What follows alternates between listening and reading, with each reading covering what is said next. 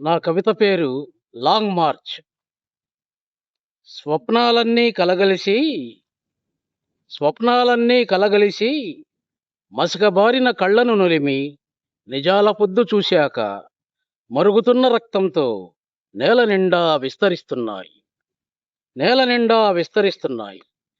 చలికి ముడుచుకుని కూర్చున్న పికిలి పిట్టొకటి, చలికి ముడుచుకుని కూర్చున్న పికిలి పిట్టొకటి హుషారుగా ఎగిరి యుద్ధ సైరన్ మోగిస్తోంది.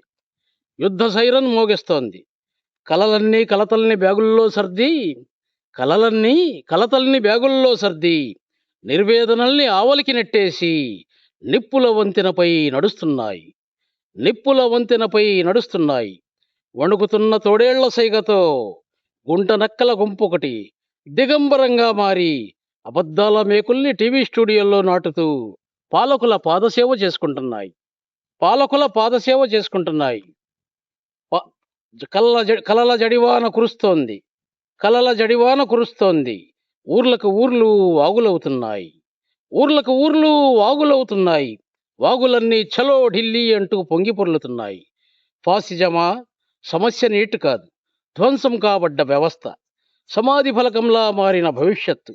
దేశం దేశమంతా మీరు చెరసాలలా మార్చాక, దేశం దేశమంతా మీరు చెరసాలలా మార్చాక, ఉరకలెత్తే యువతరాన్ని నిర్బంధాలతో నిలేయలేవు.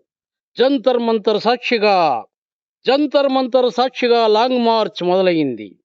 కాకి శవం చుట్టూ మూగిన కాకుల గోల కర్ణకఠోరంగా మారి కర్ణకఠోరంగా మారి సరికొత్త సూర్యుణ్ణి ఆవిష్కరించుకుంటున్నాయి.